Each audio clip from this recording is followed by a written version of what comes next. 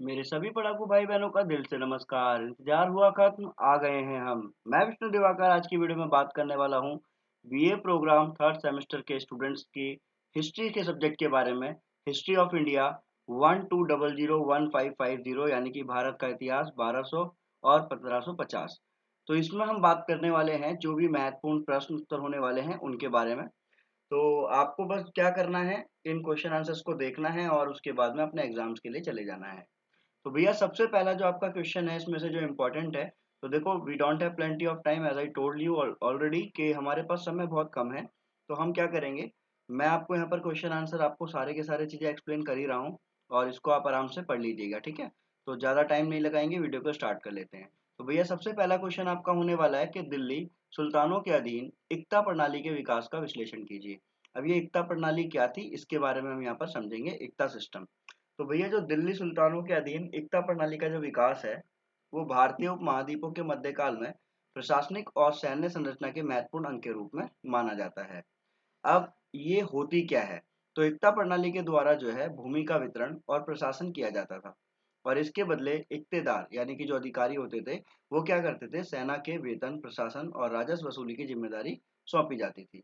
यह प्रणाली सुल्तानों के शासनकाल में विशेष रूप से महत्वपूर्ण थी। तो आइए हम इसको अच्छी तरीके से जान लेते हैं कि जो एकता प्रणाली है इसको हम कैसे लिखेंगे अगर हमारे क्वेश्चन में आ जाता है तो। तो देखो भैया, ये जो एकता प्रणाली है वो एक प्रकार की ना प्रशासनिक व्यवस्था थी, ठीक है। जिसमें होता क्या था कि जो भूमि या संपत्ति जो है वो किसी अधिकारी को दी जाती थी और उसके बदले में उस अधिकारी से बोला जाता था कि वो उस भूमि से आय प्राप्त करे। लेकिन उसकी मुख्य जिम्मेदारी क्या होती थी कि उस क्षेत्र में कानून व्यवस्था को बनाए रखे और सैन्य सहायता प्रदान करे। इसी को क्या कहा जाता था, एकता प्रणाली कहा जाता था। अब एकता प्रणाली को और ज्यादा मजबूत किसने बनाया, कैसे बनाया, तो ये पॉइंट्स आपको यहाँ पर मेंशन करने हैं। दूसरा, दिल्ली सुल्तानों में एकता प्रणाली का प्रारंभ। देखिए सुल्तानों है ना। दिल्ली सुल्तानों में एकता प्रणाली का प्रारंभ कैसे हुआ, तो एकता प्रणाली आई कैसे, तो भैया जो आपके कुतुब उद्दीन ऐबक जो थे, इन्होंने दिल्ली सुल्तानों की शुरुआत में कुतुब उद्दीन ऐबक ने एकता प्रणाली को अपनाया था। तो दिल्ली में जो सुल्तानों की शुरुआत हुई थी उसी के अंदर एकता प्रणाली को अपनाने वाला जो कौन था, वो थे आपके कुतुब उद्दीन ऐबक, ठीक है। और उन्होंने सुल्तानों के प्रशासनिक कार्य को बहुत अच्छे रूप से चलाने के लिए भूमि के कुछ हिस्सों को अपने सैन्य अधिकारियों को सौंप दिया था, ठीक है। और इसी को क्या बोला जाता है, इसी को बोला जाता है एकता प्रणाली। फिर उसके बाद में हम बात करें दूसरे बंदे की यहाँ पर, तो दूसरे बंदा यहाँ पर जो है इल्तुतमिश। अब इल्तुतमिश ने क्या करा, एकता प्रणाली को और भी ज्यादा विस्तृत कर दिया। कैसे, इन्होंने क्या करा कि जो इक़्तिदार थे ना, जितने भी मतलब जो जो सिपाही हुआ करते थे, उनको अलग अलग क्षेत्रों में क्या कर दिया, पदस्थ कर दिया। यानी कि उनको अलग अलग वहां पर जो है मतलब सिलेक्ट करवा दिया, उनको नियुक्त कर दिया। और उनके द्वारा जितना भी जो राजस्व होता था उसका एक हिस्सा उन्होंने क्या करा कि जो सुल्तानों का जो केंद्रीय कोष होता था ना उसके अंदर जमा कराने लगे। तो इससे क्या हुआ, इससे जो है एकता प्रणाली के अंदर और भी ज्यादा बढ़ाव होने लगा। उसके बाद में तुगलक वंश और एकता प्रणाली का विस्तार। तो मोहम्मद बिन तुगलक जो थे, इन्होंने भी एकता प्रणाली को और विकसित किया, है ना। तो इसमें क्या होगा, इन्होंने इक़्तिदारों को सख्त निर्देश दे दिए कि वह अपने क्षेत्रों में सैन्य शक्ति बनाए रखे और किसानों से राजस्व वसूली के लिए दबाव भी डालें, ठीक है। फिर आता है फिरोज शाह तुगलक। इन्होंने भी क्या करा, इन्होंने भी उसके अंदर सुधार किए। इन्होंने करा कि जय उनकी जिम्मेदारी क्या थी कि फिरोज शाह ने इक़्तिदारों को यह अधिकार दिया कि वे अपनी भूमि को वंशानुगत रूप से अपने उत्तराधिकारी को सौंप सकते हैं। यानी कि जैसे एक पिता होता है, फिर वो अपने बेटे को कोई सामान देता है, फिर वो अपने बेटे को, तो इस तरीके से इसको दिया जा सकता है। अब इसके लाभ और समस्या, उसके बाद में ये हमारा आंसर कंप्लीट हो जाएगा। तो सैन्य प्रशासनिक मजबूती होने लगी एकता प्रणाली के द्वारा, स्थानीय प्रशासन में सुधार होने लगा और साम्राज्य का भी विस्तार होने लगा। तो ये इसके लाभ थे। इसकी समस्याएं क्या थी, तो इक्तेदारों का अत्यधिक प्रभाव होने लगा। कुछ इक्तेदार अपने क्षेत्रों में अधिक शक्तिशाली हो गए, है ना। और राजस्व वसूली में समस्याएं आने लगी और स्थिरता की भी कमी हो गई। तो ये इसकी समस्याएं थी। उसके बाद में आप इसका जो है परिणाम और पतन बता सकते हैं। और लास्ट में आपका निष्कर्ष कि किसी समय के बाद एकता प्रणाली में असंतुलन पैदा हो गया और दिल्ली सुल्तानों के अंतर्गत और कमजोर होती चली गई, ठीक है ना।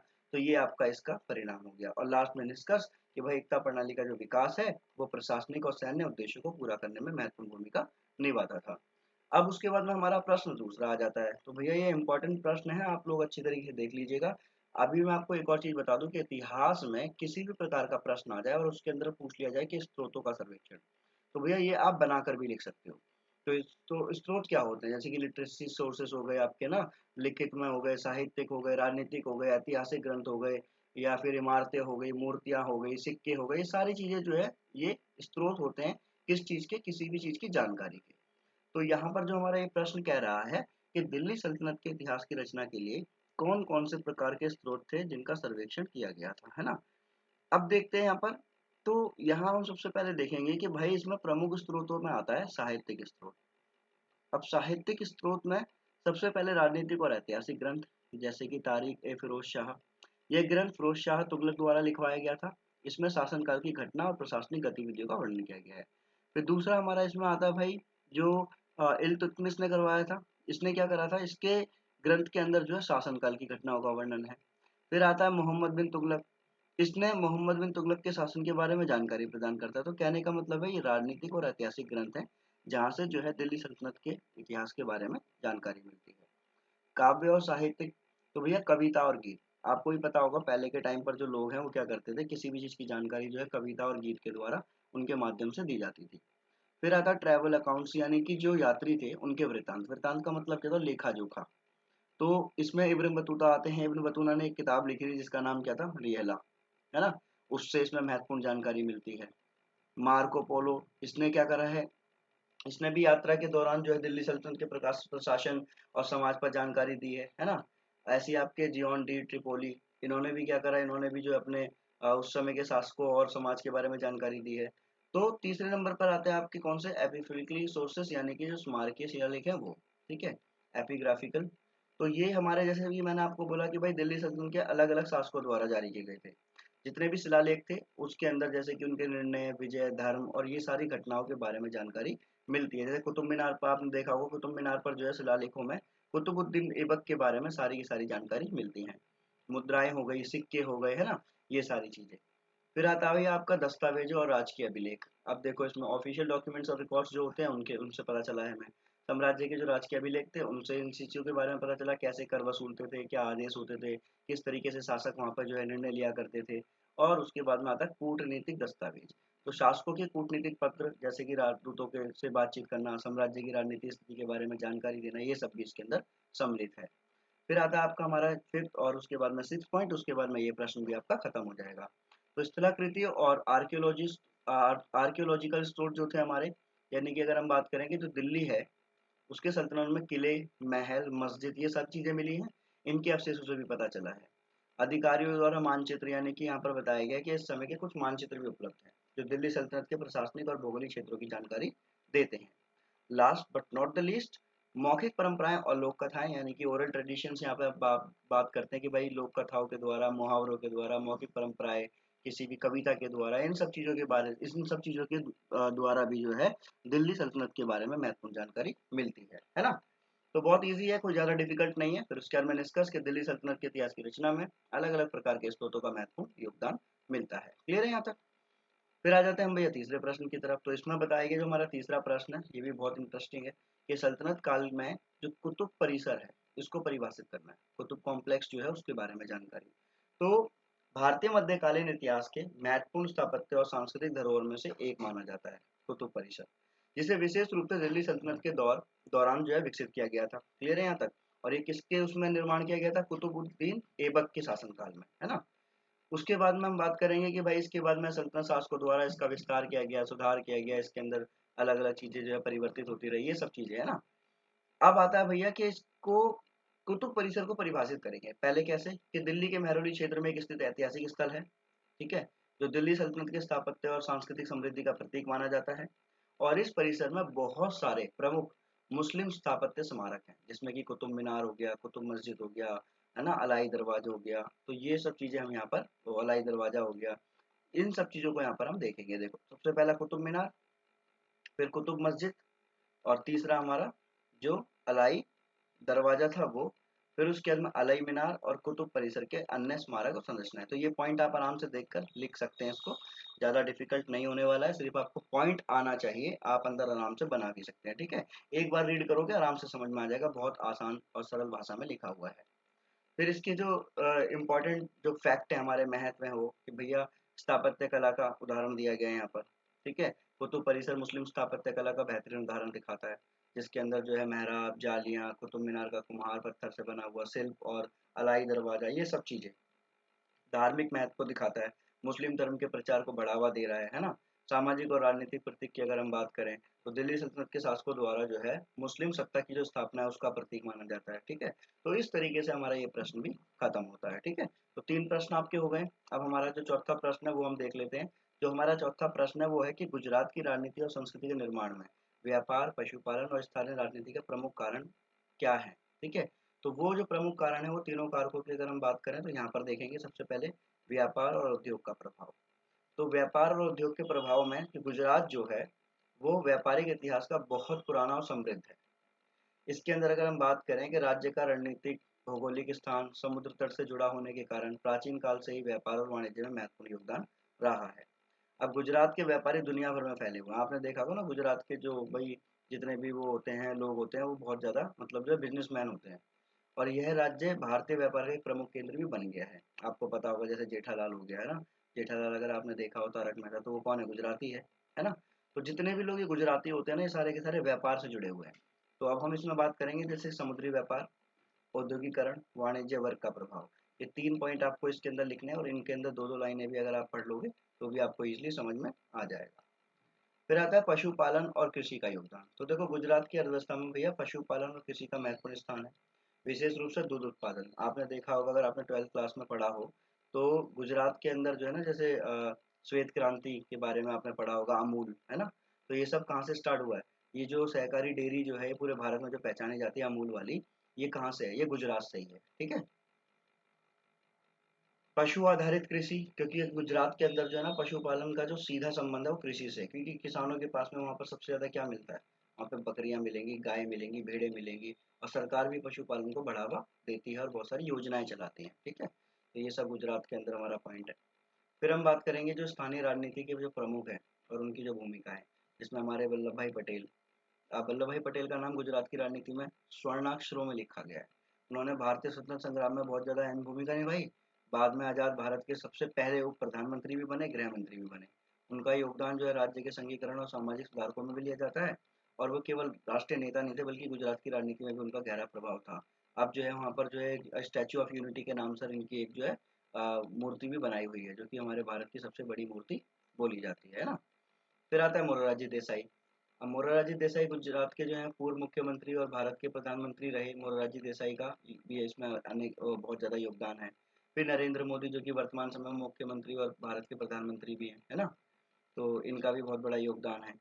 उसके बाद में जातिवाद और क्षेत्रीय राजनीति, तो इसकी अगर हम बात ना भी करें तो भी कोई दिक्कत नहीं है, बस गुजरात की राजनीति में जातिवाद भी एक महत्वपूर्ण कारक माना गया है, जैसे कि पटेल, ओबीसी, आदिवासी आदि के बीच राजनीतिक समीकरण बनते रहते हैं।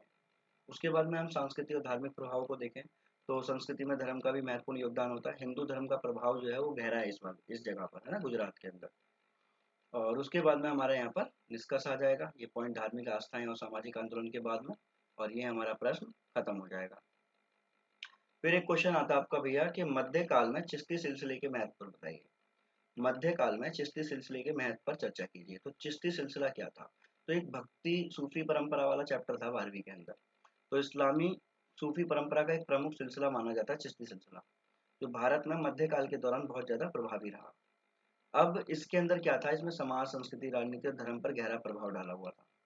अब हम इसको देखते हैं कि जो इसकी विचारधाराएं हैं, इसका महत्व वो क्या है। तो भैया जो सिलसिला है वो 12वीं शताब्दी में हजरत मोहम्मद बिन इब्राहिम अल चिश्ती इनके द्वारा की गई थी, जिसका भारत में आने से पहले ईरान में एक सम्मानित स्थान था। उसके बाद में हजरत मोइनुद्दीन चिश्ती जो थे, हजरत और अमीर कुली चिश्ती इन सिलसिले के प्रमुख संतों में से एक माने जाते हैं, ठीक है। अब इनका उद्देश्य क्या था, ईश्वर की भक्ति और प्रेम में जीवन को समर्पित करना था। और इस सिलसिले की विशेषता इनका मानवता, सेवा और समर्पण का दर्शन माना जाता है। उसके बाद अगर हम देखते हैं इसमें तो मानवतावादी दृष्टिकोण और समाज पर प्रभाव। तो चिश्ती सिलसिले के जो संत थे इन्होंने धार्मिक कट्टरता से बचने की कोशिश की और सभी मानव जाति के लिए समानता, भाईचारे, प्यार, इन सब चीज़ों का ही इन्होंने संदेश दिया है। फिर आता भैया समाज सुधार। तो ये जितने भी संत थे, जो चिश्ती संतों ने जो समाज में क्या करा है कि जो जितना भी भेदभाव है, जातिवाद है, सांप्रदायिकता है, तनाव है, इन सब चीज़ों को चुनौती दी और हर व्यक्ति को ईश्वर के समीप लाने के लिए धार्मिक आचार व्यवहार यहाँ पर इन्होंने अपनाया। समानता और भाईचारे का प्रसार भी इन्होंने किया। सूफी संगीत और कविताएं आई, इनसे भी जो है लोगों के बीच में जो है प्यार और श्रद्धा के लिए जो है इन्होंने गुजारिशें की, शेरो शायरी के द्वारा, संगीत के द्वारा, है ना, हिंदू मुस्लिम एकता पर जोर दिया, मजरा और श्रद्धा स्थलों पर जोर दिया। तो कहने का मतलब ये है, जो मजार होती है ना, मकबरे आपने सुना होगा, इन लोगों पर मतलब हर चीज को लेकर जो है इन्होंने क्या करा है, बस सिर्फ भाई बंधुता और देश के अंदर प्यार बढ़ाने की बात की है। राजनीतिक प्रभाव की अगर हम बात करें तो इसमें भैया जैसे भी जो संत थे उनका राज दरबारों में सम्मान और उनके आदेशों को पालन करने में शासक राजनीतिक स्थिति को मजबूत होती थी, तो ये बोलते थे कि भाई उनका आप जो है सम्मान कीजिए, उनकी बातों को मानिए, है ना। तो ये सारे हमारे पॉइंट थे इसमें। अब धार्मिक अनुष्ठान और तंत्र की अगर हम बात करें तो इसमें जो है ध्यान, दुआ और श्रद्धांजलि की प्रथा, ये सब चीजें इसमें शामिल थी। उसके बाद में हम बात करेंगे छठा क्वेश्चन हमारा, तो वो है हमारा भैया मध्य युगीन उड़ीसा में जगन्नाथ पंथ के निर्माण में अलग अलग पहलू। तो उड़ीसा जो है, वर्तमान उड़ीसा जिसे बोलते हैं, इसका ऐतिहासिक और धार्मिक महत्व बहुत ज़्यादा गहरा है। यहाँ पे जगन्नाथ पंथ के संदर्भ में अगर हम बात करें तो जगन्नाथ पूजा और इस पंथ का विकास मध्य युगीन उड़ीसा में हुआ, जो भारतीय समाज और संस्कृति के लिए अत्यधिक बहुत ज़्यादा महत्वपूर्ण माना जाता है। अब इसके अंदर जो कुछ पॉइंट हैं वो कौन से हैं कि जगन्नाथ पंथ की धार्मिक और सांस्कृतिक स्थापना बताइए। देखो, तो जगन्नाथ पंथ की जो धार्मिक आधारशिला है ना, वो भगवान जगन्नाथ के रूप में दिखती है। अब भगवान जगन्नाथ कौन है?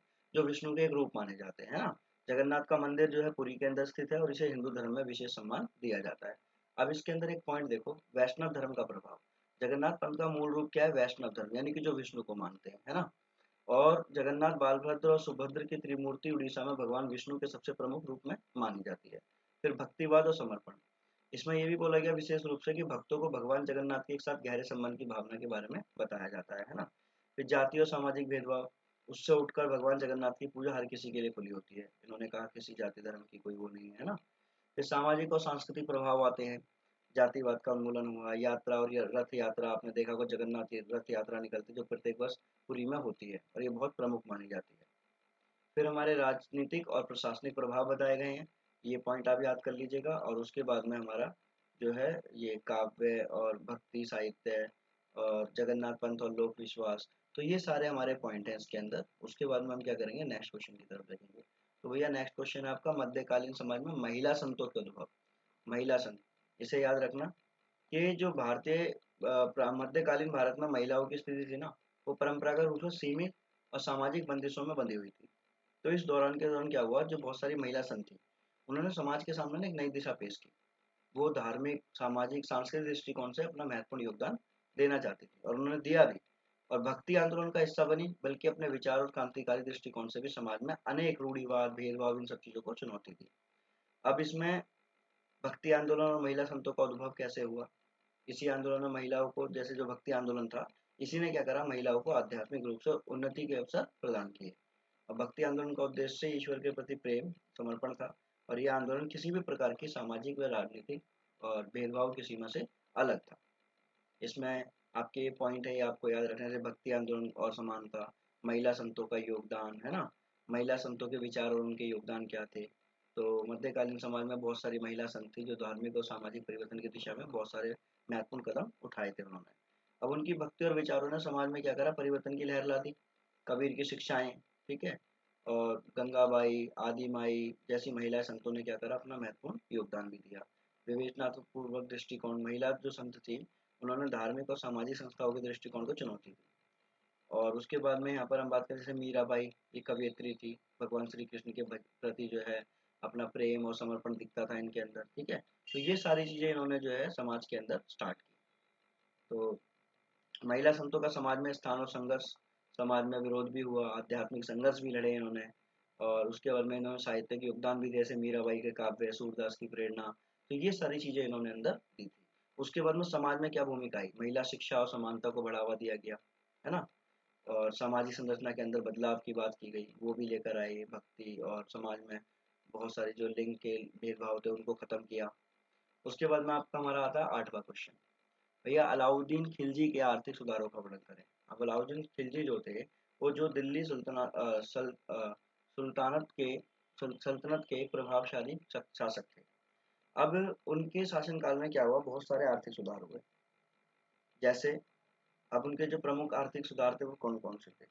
जैसे मूल्य नियंत्रण, बाजार सुधार, बाजार व्यवस्था, दिल्ली और अन्य प्रमुख शहरों में जो सरकारी बाजार स्थापित किए गए थे, इन बाजारों के उत्पादकों की कीमतों को नियंत्रित किया गया। प्रभाव क्या हुआ, इस नीति का उद्देश्य था कि महंगाई को नियंत्रित किया जाएगा। ठीक है। टोकन मुद्रा का प्रचलन। अब टोकन करेंसी क्या थी, तो अलाउद्दीन खिलजी ने अपनी अर्थव्यवस्था को और मजबूत करने के लिए जो है टोकन करेंसी प्रणाली की शुरुआत की। इस मुद्रा प्रणाली के अंतर्गत क्या होता था कि जो चांदी के सिक्के होते थे ना, उसकी जगह पर क्या करा उन्होंने, तांबे के सिक्के का प्रचलन शुरू कर दिया। अब प्रणाली का उद्देश्य क्या था कि चांदी की कमी और महंगाई को देखते हुए उन्होंने तांबे के सिक्के को चांदी और सोने के सिक्के की जगह इस्तेमाल करने की अनुमति दे दी। ठीक है। और प्रभाव क्या हुआ, इस टोकन मुद्रा प्रणाली ने सुल्तान को राजस्व बढ़ाने में मदद की और उनके द्वारा सैन्य अभियानों को वित्तीय रूप से समर्थन भी प्राप्त हुआ। और उसके बाद में मुद्रा के दुरुपयोग के कारण इसे कुछ समय के बाद में क्या कर दिया गया, बंद कर दिया गया। सैन्य सुधार। ठीक है। समाज में व्यापार और वाणिज्य को बढ़ावा देना, तो ये हमारे पॉइंट है। सैन्य के लिए भत्ते। ठीक है, कि अलाउद्दीन ने अपने सैनिकों को नगद भत्ते देना शुरू कर दिया। राजस्व संग्रहण प्रणाली, तो ये हमारे इसके पॉइंट कहलाते हैं। उसके बाद में हमारा अर्थव्यवस्था में धन का प्रभाव, और ये हमारा एक क्वेश्चन और कंप्लीट हो जाएगा। ठीक है। अगर आप चाहते हैं कि मैं इसके आपको नोट्स प्रोवाइड करा दूं, तो आप मुझे मैसेज कर दीजिएगा, मैं आपको इसकी पीडीएफ भी प्रोवाइड करा दूंगा। कबीर व गुरु नानक की शिक्षाएं। कबीर और गुरु नानक दोनों ही भारतीय भक्ति आंदोलन के महान संत धार्मिक नेता माने जाते हैं। इनके बारे में तो मतलब आप ज़्यादा भी जानते ही होंगे अच्छी तरीके से। तो कबीर की शिक्षाएं थी कि भाई एकेश्वरवाद को उन्होंने जो है बढ़ावा दिया, कि एक ही भगवान है ना, निराकार है। कबीर की वाणी जातिवाद और सामाजिक समानता के बारे में इन्होंने बोला।